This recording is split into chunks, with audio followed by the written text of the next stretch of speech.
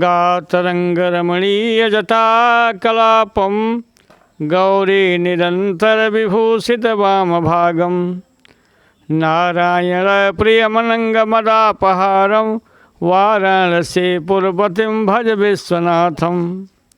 देवी प्रपन्नातिहरे प्रसीद प्रसीद मातर्जगतोऽखिलस्य प्रसीद विश्वेश्वरि पाहि विश्वं त्वमीश्वरी देवी चराचरस्य। तो योगा विथ अरविंद में आपका स्वागत है। आज ये सावन का महीना है, भगवान शिव का पवित्र दिन है। सभी भगवान शिव को याद करते हैं। ऐसे ही क्षणों में हमारे बीच बचपन से आते हुए एक महान संत जो हमारे बीच उपस्थित हैं, आज उनके श्री चरणों में हम प्रणाम करते हुए, उनसे आशीर्वाद प्राप्त करते हुए इस सावन महीने का महत्व, भगवान शिव का पूजा की जो महत्व है उसके बारे में कुछ चर्चा करेंगे। और इन महान संत के विषय में ये बता दें कि प्रतापगढ़ के बॉर्डर जौनपुर से एक जो साइकिल है आपकी, उससे यात्रा नैनी प्रयागराज के आगे तक करते हैं। बीच बीच में हम जैसे शिष्यों के यहाँ ये थोड़ा सा विश्राम करके फिर आगे बढ़ जाते हैं। तो आज महान संत यहाँ हमारे बीच पधारे हुए हैं, तो मैं उनका स्वागत करता हूँ और उनके चरणों में अपने आप को समर्पित करते हुए, प्रणाम करते हुए उनसे उनके बारे में जानता हूँ। थोड़ा सा महाराज जी आप अपने बारे में अपना परिचय बताइए। मैं पंडित शारदा प्रसाद शुक्ल, ग्राम कुसमौल, जिला जौनपुर, मछलीशहर तहसील, सुजानगंज विकास क्षेत्र का निवासी हूँ। मैं सामुद्रिक शास्त्री हूँ, कर्मकांड विशेषज्ञ हूँ, कर्मकांड न्यायिक हूँ। यही हमारा छोटा सा परिचय है। हमेशा वास्तव में जो अरविंद मिश्रा जी ने कहा है, साइकिल के द्वारा ही संपूर्ण यात्रा करता हूँ और इसमें मुझे आनंद मिलता है। स्वतंत्र रहता हूँ, किसी से मेरा कुछ भेदभाव नहीं होता है। विशेष करके ब्रह्म संस्कार के विषय में ही विचार करता हूँ। अन्य समुदाय संस्कार को आशीर्वाद देता हूँ, शुद्ध सुझाव देता हूँ जिसके द्वारा उनका कल्याण हो। और मैं जब से इनको देख रहा हूँ अपने बचपन से, ऐसे ही इनका चेहरा दिखता है और इनके उम्र में कोई प्रभाव हमें नहीं दिखाई पड़ता है कि इनकी उम्र बढ़ गई है। तो मैं आज इनकी थोड़ी सी चर्चा करते हुए महाराज जी की आगे थोड़ा सा इस सावन महीने का जो महत्व है उसके बारे में और कुछ सामुद्रिक शास्त्र के बारे में इनसे जानना चाहता हूँ, और वो आप जैसे हमारे जो दर्शक हैं उन तक इनकी बातों को पहुंचाना चाहता हूं। ठीक है, तो महाराज जी आपसे एक प्रश्न है कि ये सामुद्रिक शास्त्र का उद्गम किसके द्वारा हुआ है और इसका क्या महत्व है हमारे समाज में? सामुद्रिक शास्त्र ऐसे ऋषि का देन है जिसका ज्ञान समुद्र जैसे गहरा था। कुछ विद्वानों का मत है कि सामुद्रिक शास्त्र समुद्र ऋषि के द्वारा प्रकट हुआ है, जो प्रायः स्पष्ट होता है कि ऐसे विद्वान की मस्तिष्क का देन है जिसका मस्तिष्क समुद्र जैसे गहरा और गंभीर था। यह शास्त्र बड़ा ही प्राचीन है। इस शास्त्र की विशेषता यह है कि आप जब शास्त्र के नाम समझते हैं तो इसमें सामुद्रिक शास्त्र का अस्तित्व देवताओं से है, देव ऋषियों से है। श्री हनुमान जी को मिला, शिव के द्वारा मिला। हनुमान जी को मिला, शिव के द्वारा सूर्य को मिला, सूर्य के द्वारा समस्त संसार वासियों को मिला, जो मनुष्यों को मिला, ऋषियों को मिला, देवताओं को मिला। सामुद्रिक शास्त्र सबसे प्राचीन शास्त्र है। इस शास्त्र के द्वारा हम किसी व्यक्ति को देखकर ही उसके प्रेजेंट, पास्ट, फ्यूचर, वर्तमान, भूत, भविष्य के विषय में समझ सकते हैं। उसके फेस पर ही उसके सारी जीवनी, उसकी सारी व्यवस्था लिखी हुई है। पढ़ने वाला यदि सामुद्रिक शास्त्री है तो वो उसको विशेष ढंग से समझ सकता है और साथ ही साथ वह ऐसा सुझाव दे सकता है जो अन्य विद्वानों के द्वारा संभव नहीं है। बहुत अच्छा महाराज जी, आपने बहुत अच्छा बताया कि आपने देखा सामुद्रिक शास्त्र क्या महत्व है। इसमें व्यक्ति का जो फेस है, जो चेहरा है, मस्तिष्क है, उसको देखकर ही उसके आचरण, व्यवहार, उसके कार्य, उसके जो जीवन की जो भी बातें हैं वो समुद्र शास्त्र के माध्यम से जाना जा सकता है, ऐसा आपने बताया जी। दूसरा जो प्रश्न महाराज जी, जो ये सावन का पवित्र महीना है श्रावण का, इसमें ये प्रश्न है कि शिव भगवान की जो भक्ति हम सब करते हैं, कौन से ऐसे जीवधारी हैं मानव जो अपनी भक्ति से, अपनी पूजा से इस पवित्र सावन माह में भगवान शिव को शीघ्र ही प्रसन्न कर लेते हैं? शिव भगवान की साधना करने वालों में बड़े बड़े दैत्य देवता रहे, लेकिन सब दैत्य देवताओं की चर्चा जो हुई है वो वास्तव में पुरुषों के द्वारा, पुरुषों के पास पुरुषार्थ होता है, संयम होता है, तप होता है, दृढ़ संकल्प के होते हैं। लेकिन शिव भगवान की आराधना में श्री महारानी पार्वती जी ने साधना किया, कठोर साधना किया, कठोर साधना से भगवान शिव प्रकट हुए और उनके विषय को सुना, उनको स्वीकार किया कि हम आपको अर्धांगिनी के रूप में देख रहे हैं या देख सकता हूँ, अब आपके संकल्प में कोई बाधा नहीं है। तो पार्वती जी ने एक वर मांगने की कोशिश किया। कहा क्या वर चाहते हो? कहा मैं एक वर मांगती हूँ कि हमारे जाति में कोई भी स्त्री हो, यदि तपस्या करे, व्रत करे, संयम करे, तो आप शीघ्र ही उसको वरदान दे, उसके मनोरथ को सिद्ध करें। अर्थात स्त्रियां हैं, जो देवियां हैं, देवियों के द्वारा साधना किया जाता है, उससे पुरुषों की अपेक्षा ज़्यादा सुविधा मिलती है, शीघ्र ही सफलता मिलती है, शीघ्र ही भगवान संतुष्ट होकर के उसके पति। अच्छा महाराज जी, ये कहना आपका है कि भगवान शिव स्त्रियों की पूजा पाठ से ज़्यादा शीघ्र प्रसन्न होते हैं बनस्पत जो है पुरुषों के, ये आपका कहना है। तो हमारे देश की स्त्रियां आप जानते ही हैं कि मंदिरों में आप देखिए तो पुरुष से ज़्यादा स्त्रियां भगवान शंकर के प्रति अपनी पूजा साधना करती रहती हैं, ये तो आपने देखा ही है।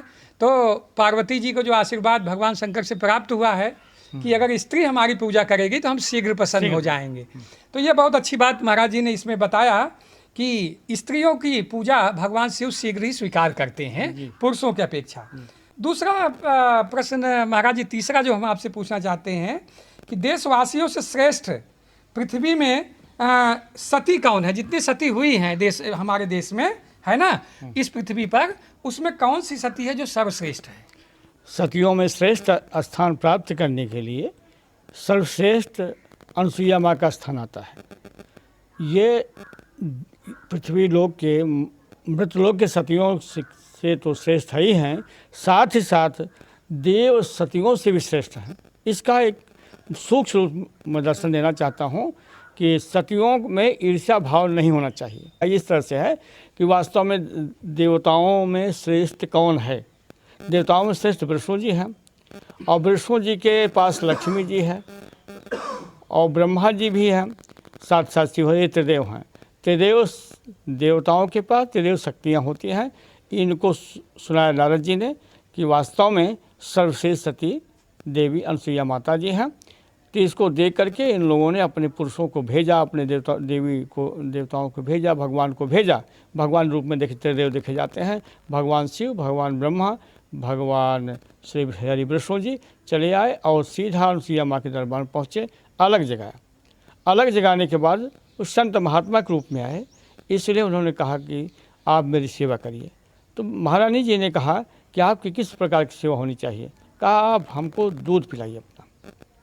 कहा मैं आपको एक युवक को, एक स्वस्थ युवक संत को मैं अपना दूध कैसे पिला सकती हूँ?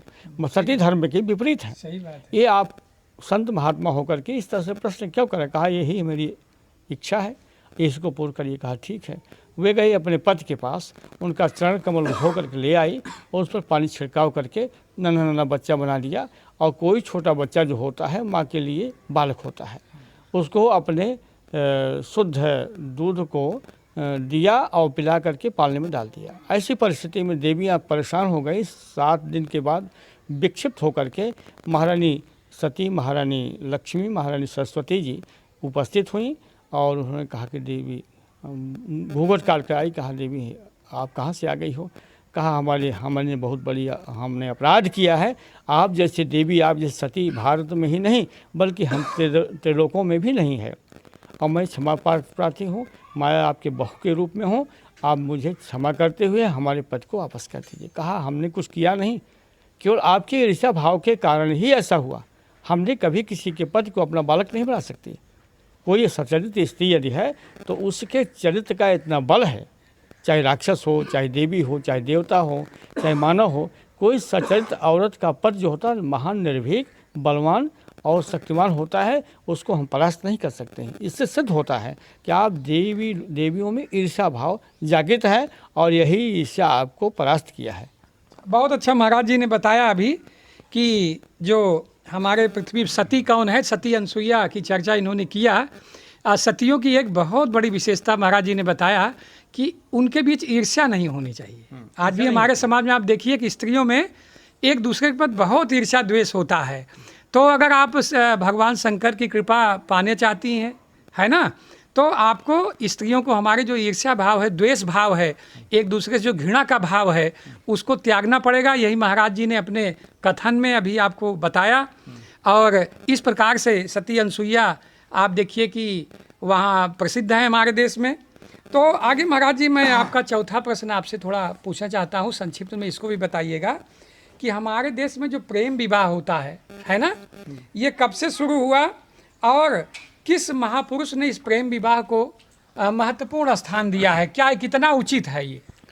प्रेम विवाह एक ऐसा विवाह है जो मानव का विवाह है, उसमें कोई जात धर्म नहीं है।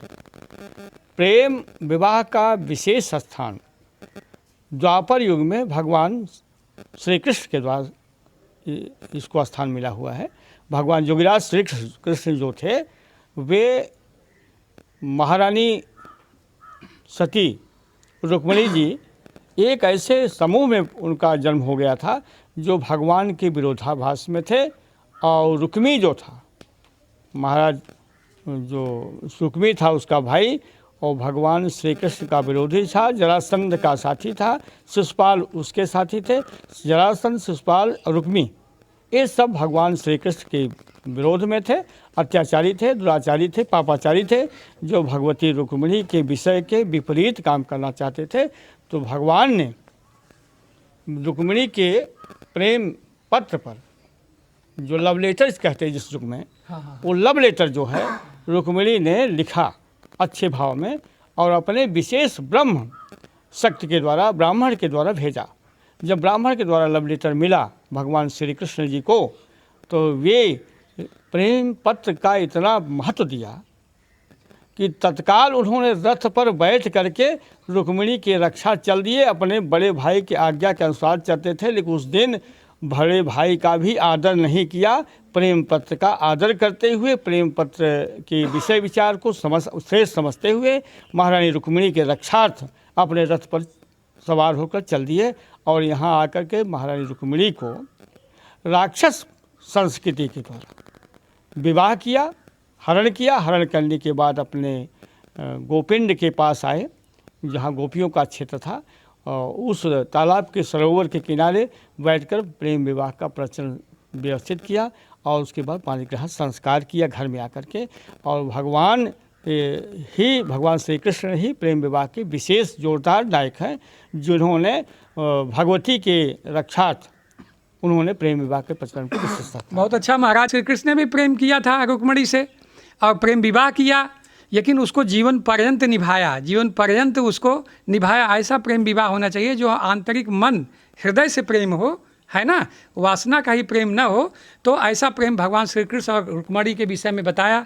तो प्रेम विवाह के जो हमारे पूर्वज में नायक हैं वो भगवान श्री कृष्ण हैं और नायिका जो है श्री रुक्मिणी देवी है ना, ये महाराज जी का कहना है। महाराज जी एक और ये प्रश्न आता है, जो इस समय श्रावण का महीना है, इसमें जो है भगवान शिव की आराधना का बहुत विशेष महत्व है। ये शिव आराधना का क्या महत्व है और भगवान शिव इस आराधना को कैसे जो है उसको प्राप्त करते हैं और हमें कैसे उनकी आराधना करनी चाहिए इस श्रावण महीने में, उसके बारे में थोड़ा सा आप बताएं। शिव भगवान जो हैं त्रिदेवों में श्रेष्ठ हैं। भगवान श्री शिव किसी को छोटा नहीं समझते, चाहे कोई जीव हो, चाहे देवता हो, चाहे दानव हो, चाहे मानव हो, चाहे ऋषि हो, चाहे सर्प जैसे निकृष्ट योनियों को उन्होंने हमेशा अपने पास स्थान दिया है। भगवान शिव में ही भगवान के सारे गुण विद्यमान हैं।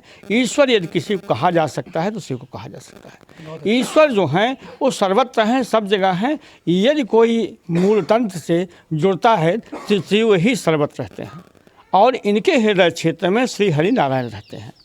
और नारायण के पास समूचा संसार, समूचा विश्व रहता है और त्रिदेव रहते हैं, त्रिलोक रहता है। तो हमारे कहने का अर्थ है, आपने प्रश्न किया है कि शिव की आराधना इस समय क्यों करना चाहिए, कैसे करना चाहिए और किस तरह से करना चाहिए। शिव आराधना करने का मेन उद्देश्य है, मुख्य लक्ष्य है ऋषियों का, मनीषियों का, देवताओं का कि शिव ही ऐसे देवता हैं जो संपूर्ण संसार को सुरक्षित कर सकते हैं। और साथ ही साथ ये भी देखना है कि शिव ही ऐसे देवता हैं जो हमारी पृथ्वी पर हैं, अर्थात कैलाश जो है, अर्थात हिमालय जो है हमारी पृथ्वी पर है और हिमालय का एक छोटा सा भाग है कैलाश, और कैलाश में ही शिव निवास करते हैं, सत्य है। निवास कर्म में उनका है, लेकिन कैलाश में वो ससुराल में रहते हैं, ससुराल वालों ने स्थान दिया है। तो ऐसा नहीं है, ससुराल वालों ने विषमता में स्थान किया है। एक समय था इंद्र ने सारे पर्वतों को उखाड़ कर फेंकने का प्रयास किया, उस समय भगवान की आराधना करके महाराज हिमालय ने शिव को बुला लिया, और जब शिव आ गए तो वहाँ से इंद्र का कुछ भी नहीं चला। बहुत सारी कथाएं हैं, मार्मिक कथाएं हैं, लेकिन विशेष करके समझिए शिव की आराधना श्रावण में क्यों, हाँ, यही प्रश्न आपका है। तो शिव इस समय चातुर्मास चल रहा है। मनुष्यों के सिद्धांत में यह चातुर्मास इतना पवित्र और साफ सुथरा है जहाँ कोई भी साधक अपने परम लक्ष्य को प्राप्त कर सकता है। बहुत अच्छा। और यह लक्ष्य प्राप्त कैसे होगा? शिव साधने के द्वारा, शिव साधना के द्वारा ही संभव है। और शिव साधना क्यों प्रबल है, क्यों आवश्यक है? चातुर्मास के समय भगवान शिव ही तटस्थ होकर के त्रिदेवों का कार्य करते हैं। स्वयं अपना काम, साथ ही विष्णु काम, साथ ही ब्रह्मा का काम, साथ ही सारे देवी देवता न्यूट्रल हैं इस समय। सारी शक्तियाँ जो हैं भगवान शिव के पास है। तो देवताओं का रक्षक कौन है? जो मनीषी सिद्धांत के अनुसार रहने वाले हैं, जो वेदों पुराणों को जानने वाले हैं, जो वैदिक सिद्धांत को मानते हैं, पौराणिक सिद्धांत मानते हैं, शास्त्रीय सिद्धांत को मानते हैं, वे ही शिव के उपासक हो सकते हैं। उस समय विशेष करके यह भारतवर्ष में उत्तर भारत जो है, दक्षिण भारत जो है, पश्चिम भारत जो है, पूर्व भारत के लोगों में विशेष साधना किया जा सकता है। इनके द्वारा श्रावण में चातुर्मास चल रहा है। शिव को शक्ति प्रदान करने के लिए हवन करना चाहिए। आप स्वयं जानते हैं हवन करने से, इस हव्य के द्वारा देवता प्रकट और प्रसन्न होते हैं, बलवान होते हैं। तब इस श्रावण में विशेष करके यदि शिव की साधना हम करेंगे, हवन करेंगे, यज्ञ करेंगे, तर्पण करेंगे, उससे हमारे शिव बलवान बनेंगे और साथ ही साथ संपूर्ण तीनों लोगों की रक्षा करने के लिए उनके पास शक्ति मिलेगी। ऐसी मेरी मानता है। बहुत अच्छा महाराज जी ने बताया कि इसमें देखिए श्रावण महीने में भगवान जो है विष्णु भगवान शयन अपना कर रहे हैं और सारी जिम्मेदारी जो है वो भगवान शिव के ऊपर है, पूरे विश्व की। और भगवान शिव ही तीनों काम करते, जैसे ब्रह्मा जी आपने बताया सृष्टि की जो है उत्पादन करते हैं हम लोगों का, है ना, पैदा करते हैं हम लोगों को संसार में। और भगवान जो है विष्णु हम सब की रक्षा करते हैं, भोजन हम लोग प्राप्त करते हैं उनसे। इसी प्रकार से भगवान शिव संहार करते हैं। तो तीनों काम बटा हुआ है, सृष्टि की रचना करना ब्रह्मा जी का, और उनका पोषण करना विष्णु जी का, और संहार करना शिव जी का। लेकिन श्रावण महीने में भगवान शिव विष्णु के शयन करने की वजह से सारी जिम्मेदारी जो है वो शिव पर है। इसलिए शिव की आराधना इस श्रावण मास में बहुत ही पवित्र है। और उनकी पूरे मनोयोग से, अंतर्मन से जो भी आपके पास श्रद्धा है, जो कुछ भी पुष्प अक्षत जो भी आपके पास है, वो आप भगवान शिव को प्रेम से उसको चढ़ा करके, है ना, दूध दही घी अक्षत जो भी है उसमें प्रेम पूर्वक श्रद्धा पूर्वक, क्यों महाराज जी? और उनको जो भी भगवान शिव तो सब कुछ स्वीकार करते हैं, वो तो हर चीज़ उनको पसंद है। उनको दुर्बा चढ़ा दीजिए, उनको आप पुष्प चढ़ा दीजिए, अक्षत चढ़ा दीजिए, दूध चढ़ा दीजिए, दही चढ़ा दीजिए, मेवा चढ़ा दीजिए, वो तो सभी जीवों के रक्षक हैं। और सभी महाराज जी ने भी बताया कि वो जितने जीव जंतु हो, चाहे सर्प हो, नाग हो, गाय हो, पशु हो, है ना, मनुष्य हो, सभी जीवों से प्रेम करते हैं और सभी जीवों को अपने साथ में रखते हैं। तो इस कारण से भगवान शिव की आराधना का ये श्रावण का जो महीना है बहुत पवित्र है। महाराज जी ने विस्तार से बताया। तो आज श्रावण महीने का महत्व और श्रावण महीने में भगवान शिव की उपासना कैसे की जाए, और हम सभी को अधिक से अधिक भगवान शिव के प्रति समर्पित भाव से उनकी पूजा उपासना करनी चाहिए। महाराज जी आपको बहुत बहुत धन्यवाद, आप इतनी दूर से आए और हम सबको अपने आशीर्वचनों से, अपने ज्ञान से हम सबको इस श्रावण महीने का महत्व, भगवान शिव की पूजा का महत्व और सामुद्रिक शास्त्र के बारे में आपने जो बताया, बहुत बहुत धन्यवाद।